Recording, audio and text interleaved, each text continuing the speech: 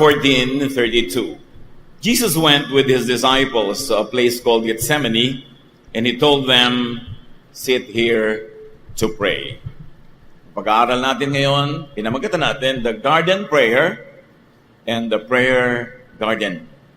Salamat, Panginoon, dahil maaari namin pagbulay-bulayan ang mga nagganap sa buhay ng iyong anak na si Jesus. Sa sandaling ito, pakalinisin niyo po kami, buksan ang aming isip, at turuan niyo kami magtuon ng pansin sa inyo lamang. At nawa ka lahat kami makapag-uwi ng personal na mensahe mula sa inyo. We commit our time to you, Father, asking you to teach us and to touch us spiritually so that we may continue to change from glory to glory, especially with your message for each one of us tonight. Be our speaker. Be our preacher, Father. We seek you in the name of your Son, Jesus. Mark 14:32, Jesus went with his disciples to a place called Gethsemane, and he told them, "Sit here while I pray." Isa sa mga pinakamahalagang bahagi ng ginawa ng Panginoon patungo sa kanyang pagka-aresto, paglilitis, kamatayan, at pagkabuhay na muli. Gethsemane means a garden of olives. Hindi siya basta wild garden, siya ay tinataniman ng mga oliba, kaya meron doong olive press, kung saan ang mga oliba ay pinipiga at ginagawang langis. It means an olive garden with an olive press. It is usually walled, itong mga ganitong klaseng hardin. And the particular garden that we're going to focus on tonight, the Gethsemane, is down in the Kidron Valley. Sa eastern side ng temple ay may napakalalim at matarik na bangin at sa ibaba nun ang tinatawag na Kidron Valley. At sa Kidron Valley ay mayroong isang maliit na sapa o maliit na batis na dinadaluyan ng kaunting tubig, subalit lagi ito halos ay kulay dugo dahil ang mga tira-tirahan ng mga bahagi ng hayop na iniaalay sa templo, pati na ang mga sobrang dugo ay itinatapon doon. Kaya lagi na mayroong kulay dugo ang maliit na sapa sa Kidron Valley. Matapos ang tinatawag natin ngayon na Lord's Supper, ang Panginoon at ang kanyang mga disipulo ay bumaba doon sa libis na yon, sa valley. Tumawid ng maliit na sapa na ito at tumuloy sila sa halamanan na siyang pinagdausan ng napakahalagang panalangin ng Panginoon. Mark 14:33-34, Jesus took Peter, James, and John. He was sad and troubled and told them, "I am so sad that I feel as if I am dying.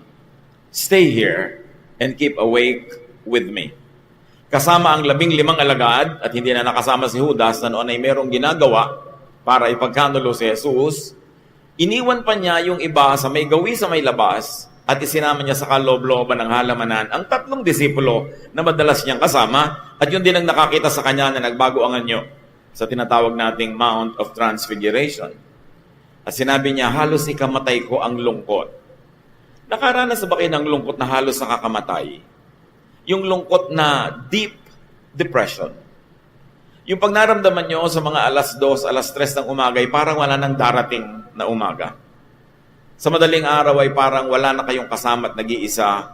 Napakatindi ng lungkot na nadarama ng Panginoon. Alam niya noon na siya ipagkakanulo at siya ay ipapako sa krus. At sinabi niya doon sa 3, "Manatili kayong gising, samahan ninyo ako. Halos ikalungkot ko, ikamatay ko ang kalungkutang ito. Dito kayo." Mark 14:35-36. Jesus walked on a little way, then he knelt down on the ground and prayed, "Father, if it is possible, don't let this happen to me. Father, you can do anything. Don't make me suffer by having me drink from this cup. But do what you want and not what I want." Isang napaka matapat na panalangin. The human in Jesus is asking to be spared the sorrow, the trouble, the pain, the terrible pain that he was about to undergo. Sabi niya, kung maaari lamang ko'y sana'y huwag na ako na dumaan dito sa ganitong pagdurusa. Pero matapos yung sinabi niya, ganun pa man, masunod po ang inyong kalooban, hindi ang aking ibig lamang. Sa Luke 22:43-44, That's the only report about this. Then an angel from heaven came to help him. Jesus was in great pain and prayed so sincerely that his sweat fell to the ground like drops of blood. Si Luke lang ang nag-report sa mga gospel writers about this particular detail, na sa tindi ng dalawhati ni Jesus, ay may isang anghel na lumapit sa kanya at siya'y tinulungan. Kung paano niya tinulungan, lingid sa atin dahil hindi ipinaliwanag. Subalit sinabi na ang pawis na lumabas sa kanya mga noo ay mga mustilang butil ng dugo. At ito ay pumatak sa lupa. The blood of Jesus goes into the earth and replaces the blood in the stream. Napaka ganda ng imagery na mga dugo lang ng hayop yung sumasama sa tubig ng sapa at ngayon dugo ni Jesus ang nagsimula na tumulo sa lupa na yon. At maaalala natin ng unang dugo na pumatak sa lupa ay ang dugo ni Abel na pinatay ng kanyang kapatid na si Cain sa unang-unang pagkakasala ng mga unang pamilya na sinundan ng kasaysayan sa Genesis. Dugo na duminig sa lupa at nagbigay ng sumpa sa lupa. Ngayon naman ay dugo ni Jesus na wari bagay babawi sa sumpa na yon. Jesus asked the Father to spare him the agony of the cross. And he expresses his feelings, but nonetheless declares unreserved submission and obedience to God's will. Mark 14:37-38. When Jesus came back and found the disciples sleeping, he said to Simon Peter, "Are you asleep? Can't you stay awake for just 1 hour? Stay awake and pray that you won't be tested.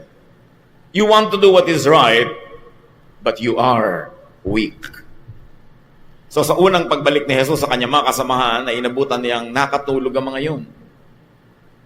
And specifically, si Pedro, sinabihan niya, "Bakit ka nakakatulog? Manatili kang gising. Manalangin ka na hindi ka dumaan sa pagsubok.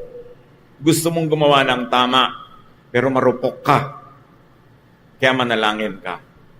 Mark 14:39, Jesus went back and prayed the same prayer. Mark 14:40. But when he returned to the disciples, he found them sleeping again. They simply could not keep their eyes open and they did not know what to say. Sa pangalawang pagkakataon ay naabutan niyang nakatulog ang mga disipulo. At nang sila ay pukawin ni Jesus, ay hindi na malaman kung paano ipaliliwanag na para yun lang, hindi pa sila manatiling gising. Mark 14:41, when Jesus returned to the disciples the third time, he said, "Are you still sleeping and resting?" Or sa ibang version na sinasabi, "You may as well keep on sleeping and resting." Dahil hindi naman kayo manatiling gising, mabuti pa kaya'y matulog na lang kayo ng tuloy-tuloy. O gusto nyo ba'y itulog na lang at daan na lang sa tulog ang napakahalagang gabing ito? Mark 14:41-42, enough of all that. The time has come for the Son of Man to be handed over to sinners. Get up, let's go. The one who will betray me is already here. At sa dilim ng gabi na yon, bumagtas dito sa libis na ito ang pulutong ng mga kawal ng templo, may dala-dala mga sulo at iba't ibang ilawan, at sa isang datahan para si Jesus ay dakpin. Pansinin natin ang sabi ni Jesus, the Son of Man is to be handed to sinners. By sinners, Jesus was not referring to sex offenders, or thieves, or criminals, or the usual targets of religion to be labeled as sinners. He meant the chief priests, the Pharisees, the teachers of the law, the priests, the religious leaders, and their followers. Sila ang tinawag ng Panginoon na sinners. Ano-ano para sa atin ngayon, mga kapatid, ang mga aral ng garden prayer o galing sa prayer garden? Jesus prayed that Peter not be tested. It was Judas, but it could have been Peter. It could have been anyone who would have been tested and betrayed Jesus. Pity those who are going through testing. Pity those who are going through trial and hardship. Do not be self-righteous and judgmental and condemn those who are going through hard trials. At yan ang naramdaman ng Panginoon kay Pedro. May lesson para sa ating lahat, mga kapatid. Pray for one another. Pag may nabalitaan kayong kapatid, kamag-anak, pinsan, office mate, kapitbahay, na dumadaan sa pagsubok, halos ay malaglag o nalaglag na nga, ang una nating dapat gawin, ipanalangin sila. Yun ang ginawa ng Panginoong Yesus, ipinanalangin niya. Magdalanginan tayo para sa isa't isa, dahil ang pagdaan natin sa pagsubok ay panapanahon lang. Hindi mo alam kung kailan naman ikaw. Kumisan may mga magulang na ipinagyayabang kanilang mga anak, mga apo, hindi nyo alam kung kailan sila naman ang maaaring matukso at matumba at mahulog. Another thing that we should notice here is that Jesus asked for companionship. He asked for fellowship, for the ministry of presence. Napakahalaga, mga kapatid, na tayo'y makilamay, makiramay, makisama sa nagdadalamhati. Kuminsan, masaya tayo, we feel that we don't need to be with someone, pero lagi nating dapat pakiramdaman kung kailangan nila tayo. Mapalad ka kung hindi mo kailangan ng kapwa mo ngayon dahil mukhang puno ka, masaya, pero kung ikaw ang kailangan, maging handa kang makiramay. Accompany, support one another. One of the greatest gifts that we could give to our loved ones is the gift of our presence.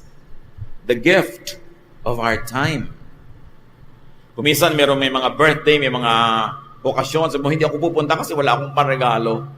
Yung oras mo, yung oras sa gugugulin mo papunta, pamamalagi sa okasyon at pag-uwi, regalo yon. Ang oras at panahon ay napakahalagang regalo. At dapat nating appreciate yung mga tao na available pagkailangan natin sila. Importante na malaman natin na sa tingin ni Jesus, kadalasan ang tinutukoy niya sa mga makasalanan, hindi yung lagi nating pinag-iinitan na tinatawag nating mga makasalanan. Jesus referred to the religious leaders as sinners. Sapagkat yung religious self-righteousness, judgmentalism, pride, arrogance, and cruelty to those you consider to be sinful is grave sin in the eyes of Jesus. Christians have to define and identify sin from the point of view of Jesus. Hindi ko relihiyoso ay banal na nga. Sa kadalasan sa pagiging nating relihiyoso, doon tayo nagiging malupit sa kapwa, doon tayo nawawala ng pangunawa, doon tayo nanguhusga, at yun ang tinatawag ni Jesus ng mga makasalanan. Jesus prayed before His trial and crucifixion.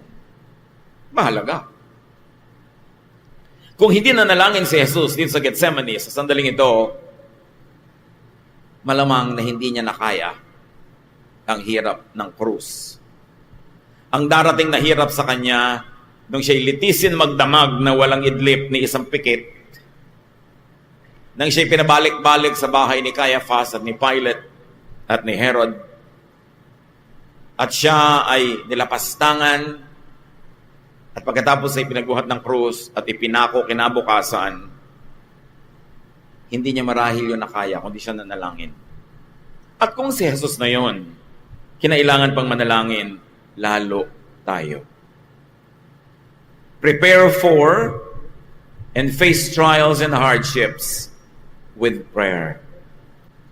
Kung natatansya nyo na may darating na pagsubok, manalangin ng time team. At kung may makakasama kayong manalangin, magpasama. At kung kayo may masasamahang gustong magpasama sa panalangin, samahan. Iba ang nagiging lakas ng ating loob kung ang baon-baon natin sa pagharap sa mga pagsubok ay panalangin. With prayer, we connect with the power of God so we are able to overcome whatever is thrown our way. Sabi nga nila, a person is strongest when he or she is on her knees praying. Ang tunay na lakas ay nagmumula sa paghugot ng lakas sa ating pananalig sa ating Diyos Ama. So pray for one another. We should know that Gethsemane is a crucial link in the gardens of life. And today we shall focus on 4 gardens of our lives. And I want you to think right now kung sa sandaling ito, nasaan sa mga hardin na ito kayo. The first garden of life is the Garden of Eden. Bright, beautiful, paradise. God created the Garden of Eden for man to live in, to enjoy, and in it to fellowship with God. God created humans to have a relationship with them. Ang paglikha ng Diyos sa tao ay hindi lang isang eksperimento. Meron siyang pakay at ito ay makipagmabutihan, makisalamuha, makihalubilo, makisangkot, makiisa sa taong kanyang nilikha. Gusto ng Diyos na magkasama siya at ang taong kanyang nilikha. At sa gitna ng halaman na ito ay yung tree of life. Alam natin ang kasaysayan. Humans disobeyed God's will, fell into sin and eventual spiritual death. Humans lost the garden. Then, there's the Garden of Gethsemane. Dark, stained with blood. The blood of Abel, and now the blood of Jesus. In Gethsemane, Jesus, as the definitive and quintessential human, struggled but surrendered to God's will. Nasa Gethsemane ba kayo ngayon? Alam niyong tama, pero may iba kayong gustong gawin. Alam natin kung anong mabuti, pero gusto sana nating huwag mahirapan. Alam natin kung anong dapat nating tahakin, pero gusto sana nating mag-shortcut. In Gethsemane, the disobedience of Adam and Eve is canceled and redeemed by the obedience of Jesus. Sa unang halamanan sa Eden, naging suwail ang tao at lumabag sa kalooban ng Diyos. Sa pangalawang hardin, si Jesus na nagkatawang tao ay susunod sa kalooban ng Diyos upang bawiin ang pagkalugmok, ang sasala ni Eva at ni Adan at ng mga unang pamilya. The Garden of Gethsemane has redemptive value. At kung dami namin ng panahon at haba-haba ng oras na ang Israel ay nag-aalay ng mga dugo ng hayop na ayon din naman sa Biblia, hindi naman nakapaglilinis at hindi nakakapagpatawad ng kasalanan, sa Gethsemane, nagsimulang pumatak ang dugo ni Jesus upang yung tunay at kaisa-isang katanggap-tanggap sa Diyos na sakripisyo ay kanyang ialay.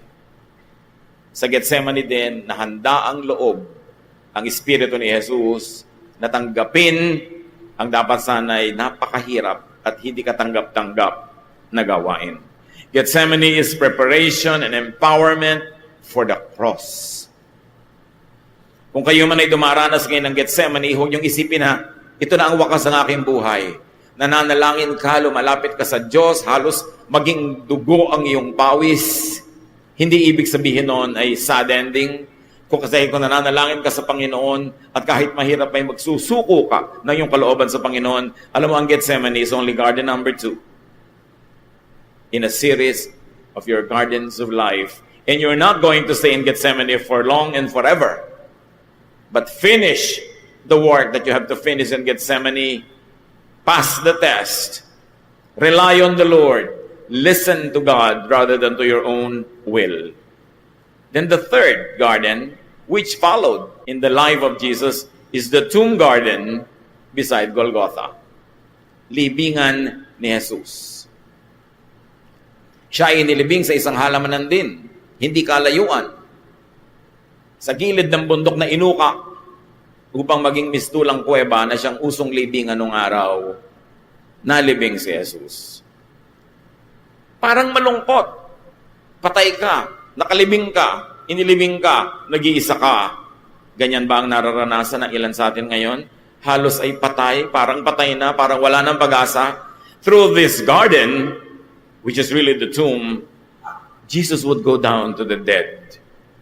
He would save the dead and conquer death, and He would lead them out and up to the highest place. That teaching is very clear, especially in Colossians. Na ang Panginoong Jesus, ang sinasabing napakan sa libing, ay lumusong sa daigdig ng mga patay at nagligtas ng mga kaluluwang napipiit doon. At sinasabi din sa kasulatan, matapos ang Panginoon ng buhay na muli, ay naglabasan ng maraming patay mula sa kanilang mga libingan at nakita sila mukhaan physically ng maraming tao sa lungsod. At matapos ang Panginoon ay umakyat sa kalangitan, dinala niya ang napakaraming iniligtas mula sa kamatayan. At magmula nun, ang langit ay naging bukas na sa lahat ng mamamatayang katawan, subalit na nanalig kay Jesus, ang Espiritu ay dinadala sa kataas-taasan. At sa wakas, ang ika-4 na hardin, the garden of the glory of God, described in Revelation 22, where the tree of life is mentioned again after a very long silence. Dahil naging katanggap-tanggap sa Ama ang sakripisyo ni Jesus, dahil higit pa sa sapat ang dugo niya para sa dugo ng ating lahat, na konekta muli ang Diyos sa tao sa pamamagitan ni Jesus. Siya ang naging daan, siya ang katotohanan at siya ang buhay. At sa pamamagitan ni Jesus, ang lahat ng nananalig ay uuwi doon sa halamanan ng glory of God na walang iniwan doon sa naunang halamanan of Eden, only more beautiful and more glorious. The leaves of the tree of life are for the healing of the nations, Revelation tells us, showing that God is a God of restoration of all nations. Everything is restored, especially God's relationship with humans. Not only with old Israel, not only with new Israel, but with each and every nation on earth. Kaya ang sinabi sa Revelation, haharap tayo sa great white throne judgment. Every tongue, every tribe, every nation will face the Lord with national, tribal identity. Kaya mahalaga ang national, tribal identity because it will count in the last days. All of this happened because Jesus obeyed God doon sa krus at nakasunod siya dahil nanalangin siya sa Gethsemane. In life, we pass through these 4 gardens. Minsan pabalik-balik. Hindi naman laging linear. Minsan circular. Yung paradise, it could be our childhood, our innocence, our purity, or even just happy moments. Nanunumbalik, bumabalik-balik tayo sa halamanan ng Eden, sa paraiso. Pagkatapos may kasunod na corruption and fall, often repeatedly. At nakakatulog din ang mga tao. Yung mga disciples nakatulog habang si Jesus ay sinusubok. Si Adan halos nakatulog din habang si Eva ay sinusubok. Dahil nanahimik lang siya, hindi siya kumibo para suportahan niya si Eve to say no. The so-called silence of Adam was almost like a deep sleep. And so these disciples repeat that and they also sleep. Nakita niyo yung mga prophetic values of everything that happened. History repeats itself. But the errors need not be repeated. The errors can be rectified. Kuminsan naman tayo nasa halaman ng Gethsemane ng buhay natin. The disciples slept while Jesus was struggling and deciding. At ganun din tayo, we struggle, we become victorious, we struggle again, often repeatedly. But by Jesus' submission to God, believers are counted as having submitted to, and therefore we are counted as victorious. Not because we are personally victorious, but because Jesus made the victory for all of us. Kaya siya tagapagligtas. But beyond the symbolic submission through the blood of Christ and the accomplishment of Jesus, we should submit personally. Bagamat ang pagsuko ni Jesus sa kalooban ng Ama ay may benepisyo para sa ating lahat, dapat din tayong personally, isa-isa, kanya-kanya, magsuko ng buhay natin sa Panginoon. Submit vicariously by the substitution of Jesus, but also submit personally. At pagkatapos, kung minsan ang iba sa atin parang nasa tomb garden, we die many deaths. Like we can cry without tears. We can also die without giving up our spirit. Because the heart can die many ways. Kung minsan yung kausap mo, dead pala. Wala dito, ang layo-layo. Kung minsan tayo man ganon. And yet we also die to self and to sin. Personally or through Jesus. Then we die physically. But even that should not be feared because there is the garden of God's glory. It is only through physical death that we enter eternity. So hindi dapat katakutan. Ang dapat lang habang nabubuhay tayo, to live is Christ, then to die is gain. God's people will be restored, reunited with God, and will be with God forever through Jesus. However, the garden of God's glory is also available today. You don't need to die to go there. For you to have a slice of heaven that can be enjoyed even in this life. It can be enjoyed in advance whenever we live right with God. The church is the embassy of heaven. Christians are God's ambassadors. Heaven can be enjoyed even in installment and in slices here on earth.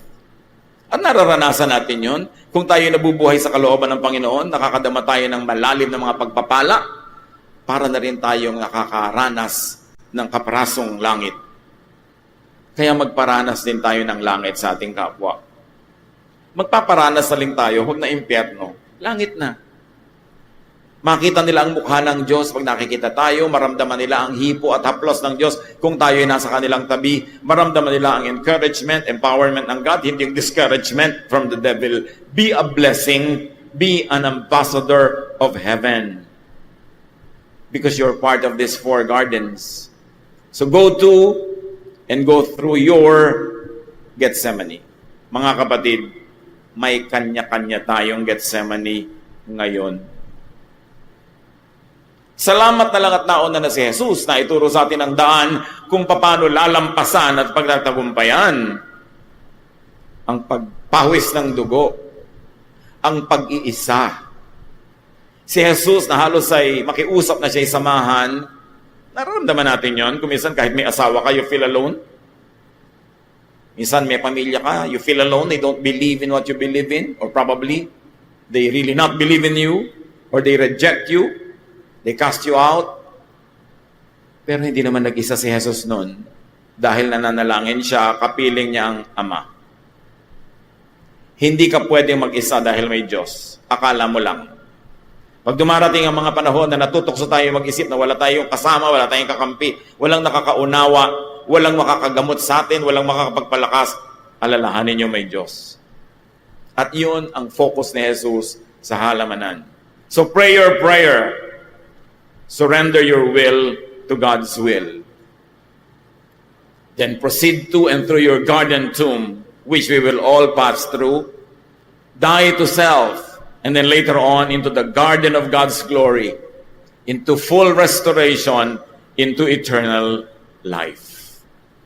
Napakahalaga na unawain natin ang kahulugan ng halamanan.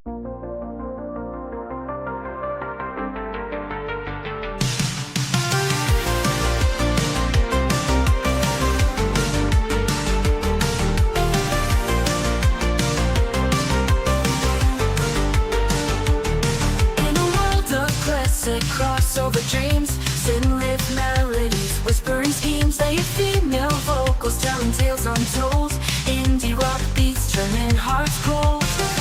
We ride the waves of the night, lost in an all brought to light, haunting echoes of the past, experimental sounds that forever last.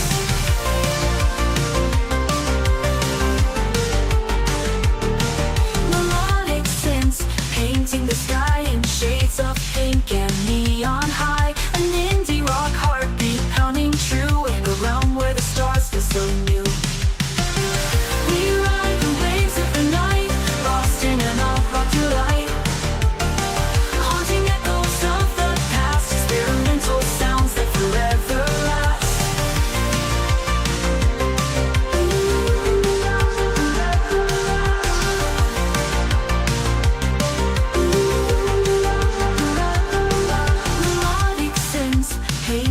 sky in shades of pink and neon high. An indie rock heartbeat pounding true in a realm where the stars feel so new. We ride the waves of the night, lost in an all-rock delight. Haunting echoes of the past, experimental sounds that forever last. Melodic synths painting the sky in shades of pink and neon high. An indie rock heartbeat pounding true in a realm where the stars feel so new. In the darkness we find the light, guided by the music taking flight. A fusion of genres in perfect blend. This electronic journey will never end. We ride the waves of the night, lost in an alt-rock delight. Haunting echoes of the past, experimental sounds that forever last. Cross over a timeless groove, synths that symphonies we shall move. Late female vocals in the distance call, indie rock hearts standing tall.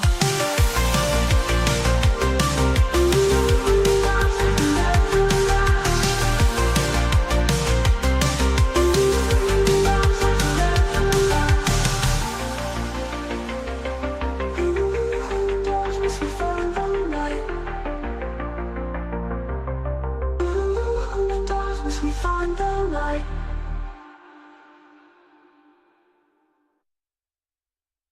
Ng Gethsemane. Spend time praying like you have never prayed before. Pray for other people. Very especially, pray for your own strength. That God can prepare you for greatness.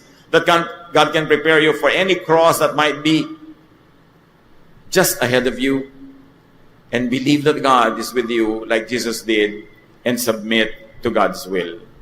Heavenly Father, we thank you that though Gethsemane was sad, Gethsemane was a springboard for the victory of our Lord Jesus. Na mula sa Gethsemane, hinarap niya ang krus, dumaan siya sa garden tomb, at naghanda siya ng glorious garden for all of us, your children. Touch us like we have never received a touch from you before.